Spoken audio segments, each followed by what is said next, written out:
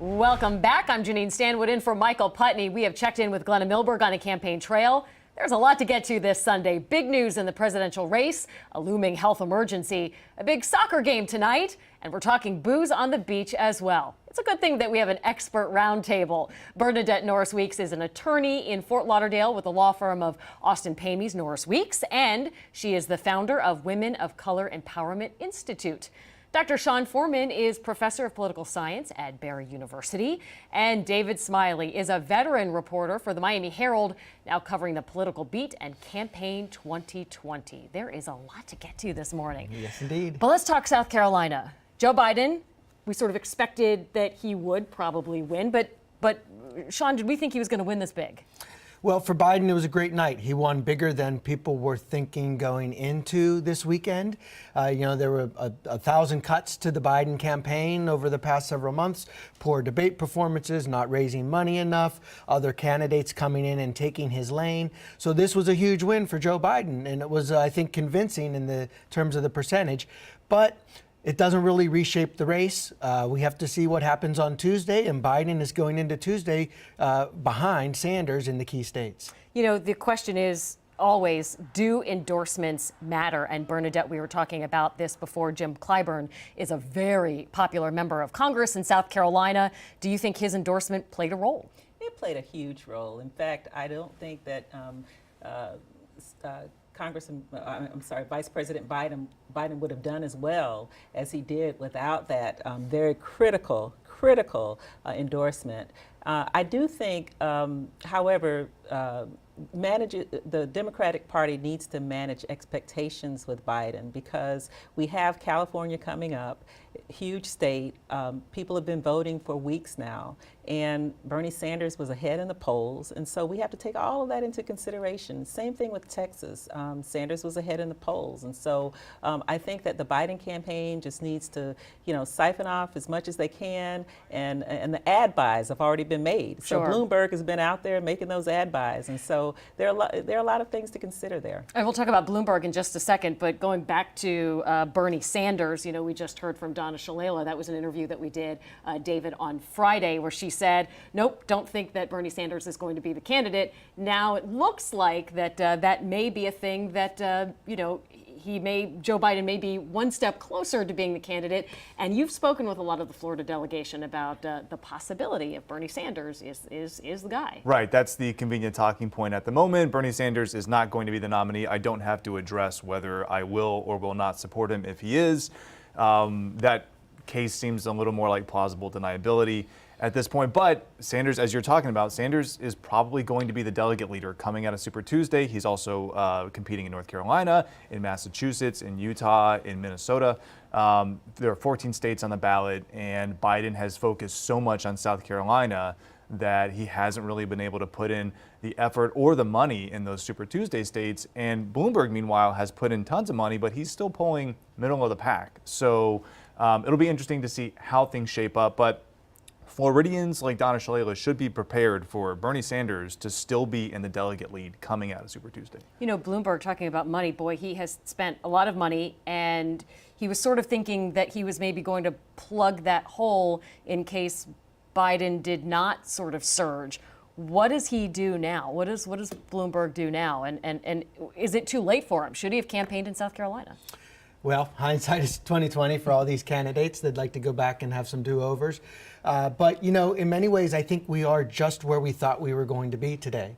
A month ago, people thought that Joe Biden was going to win South Carolina, even though other candidates won the first three. It was just a matter of by what amount. And Bloomberg didn't compete in those four. His strategy always was to be prepared for Super Tuesday and hope to have a big win in some of these key states. But Bloomberg didn't do well in the in the debates, and his policies have been unpopular. So again, we're sort of right where we expected to be, and we're in a holding period, I think, until Tuesday night, Wednesday morning, and then Bloomberg has to decide, do I keep going or do I turn and pivot and support Biden moving forward? Because it seems that mainstream Democrats want to stop Bernie Sanders to the detriment of the young people in the base in the party. Well, and Bernadette, you and I were talking about this earlier. You know a lot of young people who are Democrats who are like Bernie or nothing. Yeah, there are a lot of young people that I work with through the Institute, and you don't want to dampen their enthusiasm about voting, period. And so as I listen to these young people talk about the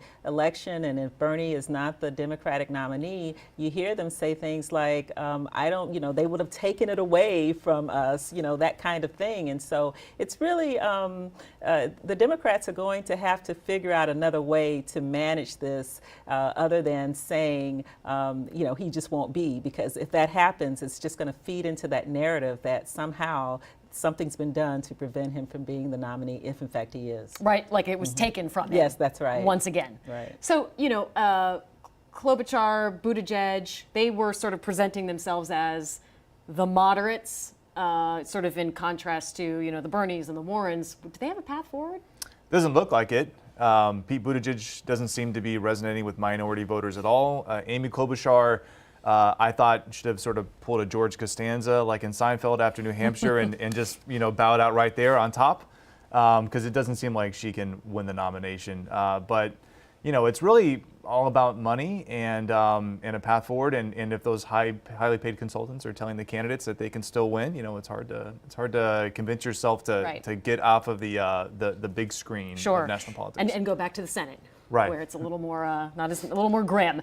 By the way, early voting starts in Miami-Dade and Monroe counties Monday. That's right. And then the next week is Broward County. Yeah, so, we're talking about Super Tuesday this Tuesday. Yeah. We vote in Florida 2 weeks from now.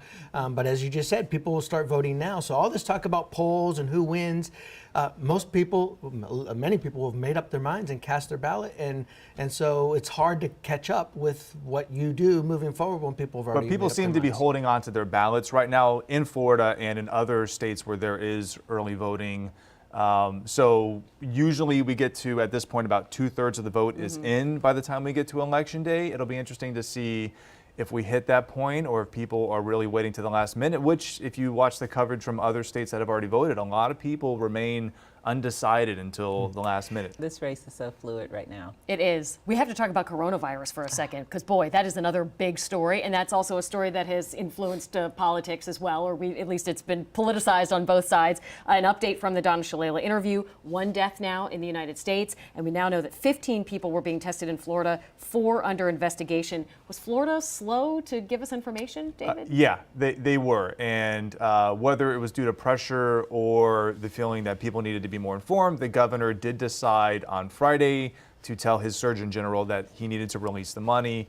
The state was previously hiding behind a state law that they said prevented them from releasing the information, the numbers of people being tested or monitored, and they changed their minds between Thursday and Friday. And I think it's good that we know the numbers, because it's better to know that there are 150 people being monitored in Florida than to, invent in your head whether it's 15 or 15,000. So I think it's good that we have the numbers, and the state they say, are going to release the numbers regularly on the Department of Health website. So hopefully they'll do that. Right, and we're also learning now that the 3 departments of health, right, Sean, in Florida can now test. They don't have to wait for the CDC. Right. The issue was that the test would have to be sent to Atlanta previously. So at least we have some local control over what's happening. But absolutely, information is key, especially when you have the president say at one point that this is a hoax.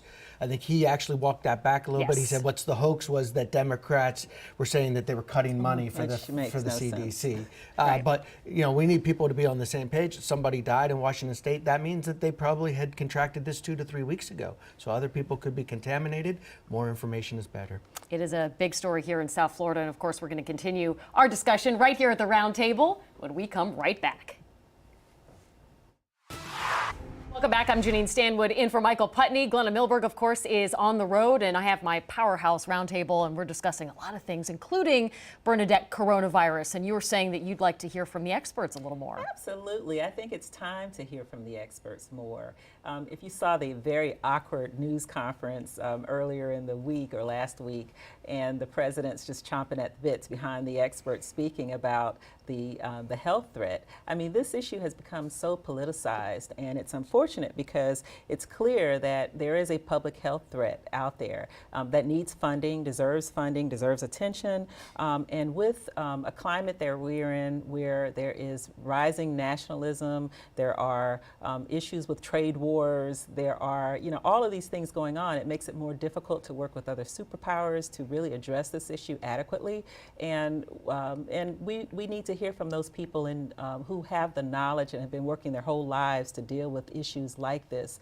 Mike Pence, with all due respect, he's someone who doesn't think smoking causes death, and so I don't think I want to hear from Mike Pence as the expert on coronavirus. Well, that was one thing that Donna Shalala said to people sort of on both sides of the aisle, just, maybe wait and see what the experts say before you weigh in, because you may be a politician but you're not a doctor. Right. We were talking about how this affects sports, and the shocking thing is seeing those pictures of soccer matches being played in Italy in empty stadiums. Empty stadiums, and they decided to keep the league going. That's how important it is to continue on with the business of the sport. But to play these games in big empty stadiums is just frightening to see, and that we may be seeing more of that moving forward as this impacts other countries. And David, you tweeted something from a players group talking about March Madness. The NCAA Players Association wants there to be a serious discussion about playing March Madness games without audiences, which would be shocking. Wow. It's a statement to how potentially disruptive coronavirus could be, though the federal government says right now everybody is low risk. But I think convention business, sports, travel in general, people are, I think, already freaking out. Of course, they're concerned about the Olympics this summer in Japan. Mm-hmm. And Japan has closed public schools right now because of the virus. Right. There's a lot of concern and still a lot of unknown factors. So we'll wait and see. And this is actually a good tie-in to talk about sports, because do you know what's happening tonight? Miami Major League Soccer is finally being played. Can you believe it? 7 years ago, David Beckham came to Miami. Does it feel like 7 years, David? Yes and no. Is the game being played in Miami? LA. It's LA, right? Is it ever going to be played in Miami? That's the question. I'm still pretty skeptical. If I had to put money on getting a deal worked out with the city of Miami government or not getting it worked out, I would bet on not getting it worked out. Because there's still a lease agreement that has to be. Yeah, they have to negotiate a lease agreement. They have not broken ground yet, and the Miami's government is kind of a disaster right now. So they have a new administrator. Maybe that'll help, but right. I still wouldn't put my money on it. I hear he's a pretty sharp guy. I think he'll be able to navigate through some of those issues, hopefully. We were talking about Broward County, Burnadette. That's sort of where you are, and at least for right now, that's where the games will be played in Broward County. Do you think fans will flock in droves to? I don't know about droves, but I think fans will come. I think it's exciting, the idea that it will take place there. I'm not a soccer fan personally, but I have a lot of friends who are, and you have a lot of, large Hispanic community out west. You have a large Caribbean community. This is what they know and they're used to, and I think it's going to be welcomed in Broward. So come on, David Beckham, come to Broward. Yeah, but I think this is the question, is how long people will show up. Of course, they'll go to the first few games. It's new, it's exciting. There are a bunch of soccer fans down here, but people want winners, especially in Miami. We're a town that likes winners. So if they're not winning, they probably won't get much support, and there's a lot of other competition. So I think it's and we've had professional soccer in Miami and South Florida before, which has not succeeded. So this is a big test for Beckham and his investors. Well, and it's been a big test in the last couple of years anyway, the partnership between teams and municipalities and stadium deals, and I think people were so turned off by the Miami Marlins and the ballpark deal that I think every side wants to be super careful. Yeah, I think that's starting to fade a little bit. They don't have the same. They don't have to deal with the toxicity issue because they're not getting government subsidies, right. And I don't think people in Fort Lauderdale have the same visceral reaction to stadium deals that people in Miami still have. But even then, it's not like people grabbed the pitchforks when Miami-Dade County worked out its recent agreement with the Dolphins, which helped fund the renovations that Stephen Ross, the Dolphins owner, mostly paid for. So that seems to be waning a little bit, but good for Beckham's ownership group that they don't have to have that sort of hanging over their heads. So they play in LA. Who do they play against? The LA Galaxy, Oh, there you which go. actually was Beckham's team. Right. Yeah. That's how he got to the United States. That was the hook to get the Miami team. I have to say, I was looking to see if it was going to be on television later, and it was not listed in my guide, not even the Miami team yet. So we need to get up to speed with the league if we're going to get fans in the local area. Right. So we'll take it however we can get it. So, okay. Well, thank you so much. We have so much more to get to that we will right after the break. Welcome back, and apologies to any soccer fans playing along at home. I guess we've learned that it's the LAFC playing the Miami team tonight. So Can't tell the teams without a roster. right. Now we know. There you go. Now we know. Now you got to watch. Let's talk about South Beach. Miami commissioners this week voted 5-2 to roll back last call from 5 a.m. to 3 a.m. in some parts of the entertainment district, Ocean Drive, Washington Avenue, Collins Avenue, in an effort to curb some of the spring break brouhaha that happened last year. I feel like, David, I know that you and your colleagues at the Miami Herald have covered this. It feels almost sort of like a repeat of last year. Right. Well, I mean, when I was covering Miami Beach government 10 years ago, we were dealing with these issues. And I think it's a product of the beach becoming more of a residential community and also a product of 13% voter turnout elections in which super voters really have a lot of sway with the politicians. So though a referendum to stop liquor sales at 2 a.m. Failed pretty overwhelmingly, When was that, a couple years ago. 2017 or 2017? Yeah, That sounds 17. about right. Yeah. You know, they're back and they're pushing it again. And you know, I can't say I'm surprised. I mean, this has been an effort that's been a long time coming. Right, and I think it was Memorial Day weekend that we would talk about before, but now the spring breakers are coming, and we were talking about this, Burnadette. You know, business owners say, whoa, hold on a second, these fights and brawls aren't happening in our establishments, they're happening outside, different times, it's gonna hurt our workers. But we also heard from the police chief who said, our officers are tired. They're working 12 on, 12 off for this entire month of March. We need a break. Well, the officers would have been working no matter what, and that's one of the things that the business owners were complaining about. The business owners, obviously, they want to protect their workers. And then the question is whether this is really too little, too late, because the crime statistics don't show that the crimes were happening that they're concerned about between the hours of 3 and 5 a.m. Additionally, you have other issues where the business community has planned their budgets around this activity, and the hotels are full. So Miami Beach has advertised itself as being a place where come, and this is what you can expect because that's what you could expect in the past. And now people are coming, and they're going to either lose money, and those folks are just going to go somewhere else. I mean, it's not like they're not going to hang out. They're either going to be in the street or they're going to be in other businesses that are not banned by this ordinance. But you know, unfortunately, a handful of those videos that sort of went viral last year, they were embarrassing for the city because it showed these fights and it was not good for the Miami Beach brand. Videos like these, and the police chief and some of the residents have said, well, we have to do something instead of nothing. Yeah, what about more police? What about that as an option as opposed to I think a just lot of putting them, something in place sure, that may or may not be solve the issue? It's a hard balance because it's a city that has to cater to tourists and residents and business owners, and Miami Beach, Sean, is such a unique small city. I mean, really, it's a kind of a city that gets so much attention, but really it's a small place, and those kind of 10, 15 blocks, that's where all the action happens. Yeah, you said it. It's a tough balance, especially as they bring more residential areas.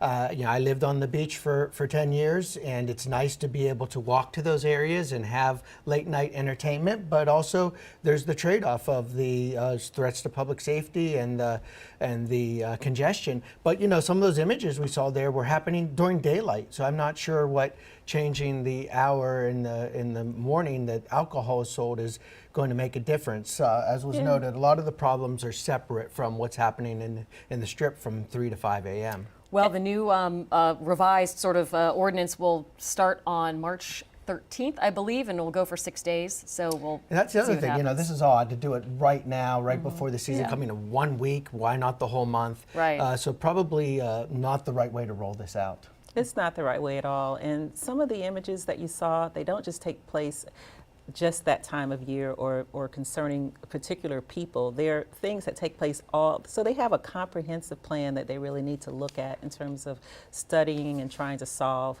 This was just really a knee-jerk reaction to something that's really not going to do very much to solve the issue. And those people are just going to go to, when I say those people, the people who are coming, if they keep putting in place things like this, folks are going to leave those business establishments and visit other places throughout the community and support those businesses in other places. We want to move on right now and talk about another story that made headlines. A very popular mayor in Wilton Manors, Justin Flippen. He was on his way to a city commission meeting on Tuesday, but he never made it. The 41-year-old mayor died of a brain aneurysm. And you know, in my years covering South Florida politics, I can't remember, David, if there's been a time that we've seen, you know, a mayor die suddenly in the middle of office, and there's been such an outpouring in Wilton Manors. Yeah, I can't think of a similar instance in terms of natural circumstances since I've been covering politics down here, so certainly unusual.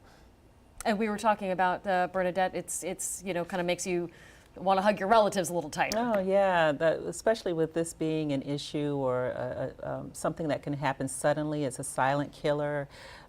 Who knows, you know, to expect something like this. But in terms of the man, you know, I read something about him not long ago where he had a lot of struggles in his life with undergoing conversion therapy and all of those things. And I can only imagine that he was a real beacon of light for people who wanted to live an authentic life. And so he's deserving of a great tribute. And we also have memorial details right now for him. The memorial service is actually happening March 6th from 6 p.m. to 8 p.m. at the venue, Fort Lauderdale, 2345 Wilton Drive. A lot of people wanting to come out to pay their respects. We will have a check of weather, and we'll be right back.